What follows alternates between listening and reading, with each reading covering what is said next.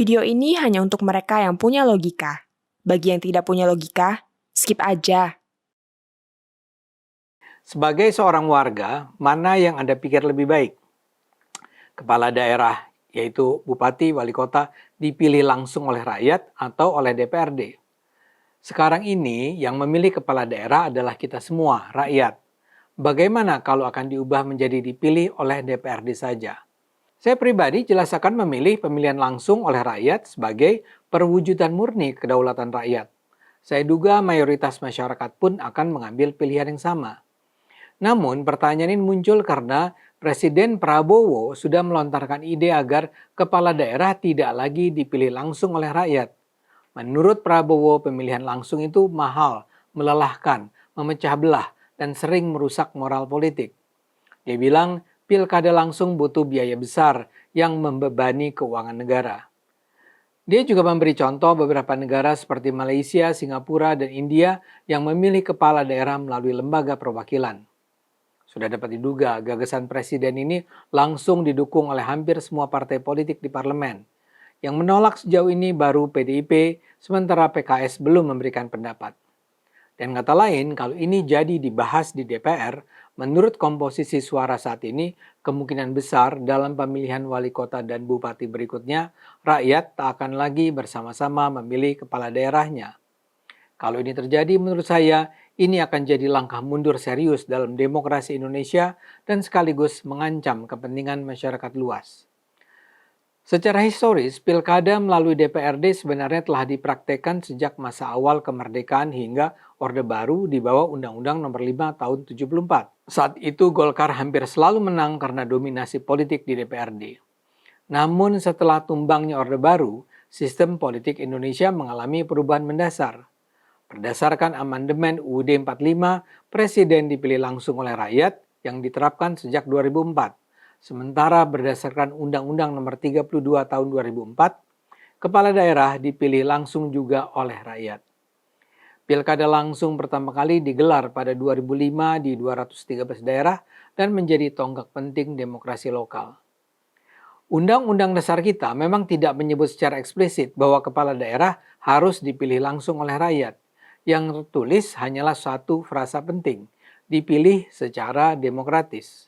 Sebagian elit menafsirkan frasa ini sebagai pintu masuk bagi pemilihan tidak langsung. Secara hukum, tafsir ini mungkin saja. Tapi demokrasi bukan hanya soal legalitas, melainkan juga soal makna dan semangatnya.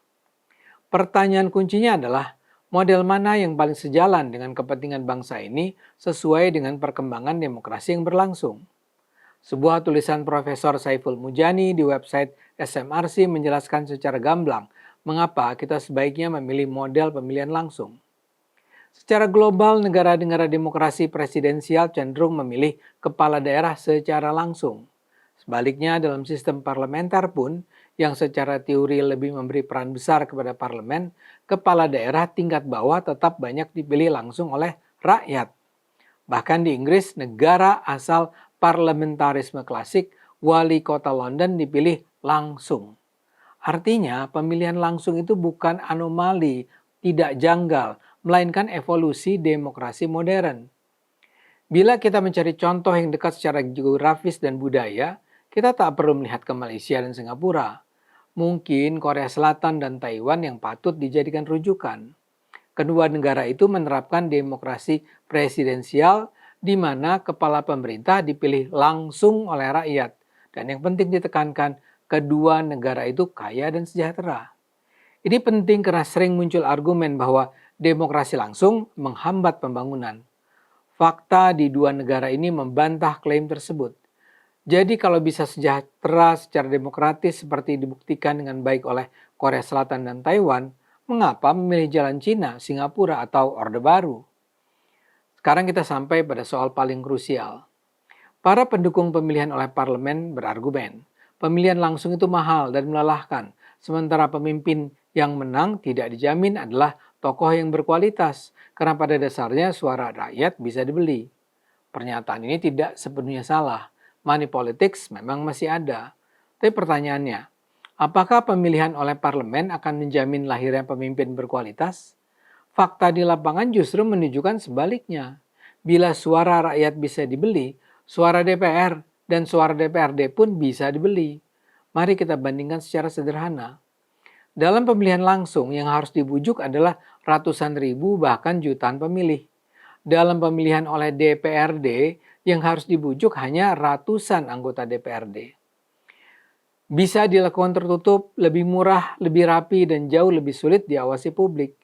Jika uang masih jadi faktor penentu politik, logika mana yang lebih berbahaya? Mana yang lebih mudah? Menyuap jutaan rakyat atau menyuap ratusan anggota DPRD? Kepala daerah yang dipilih langsung oleh rakyat memiliki mandat vertikal. Ia bertanggung jawab kepada pemilih. Sebaliknya, kepala daerah yang dipilih DPRD memiliki mandat horizontal. Ia bertanggung jawab kepada elit-elit politik. Konsekuensinya jelas.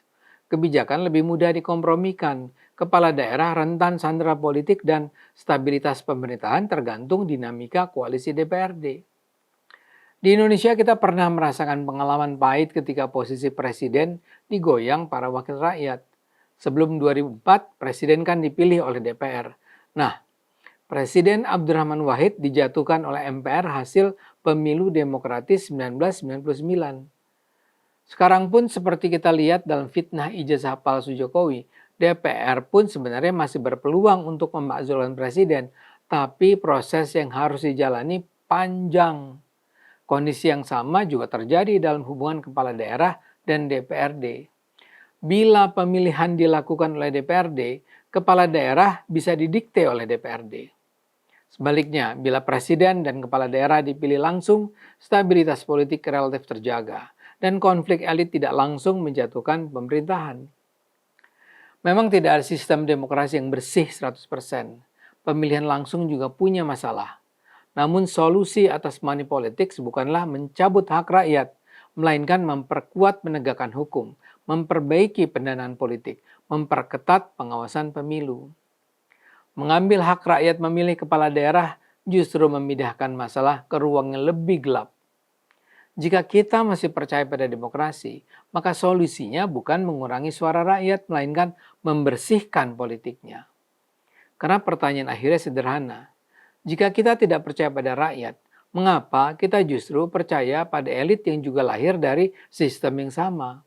Menurut saya, hal yang harus diprioritaskan adalah membersihkan proses pemilihan kepala negara dan kepala pemerintahan serta kepala daerah dari money politics.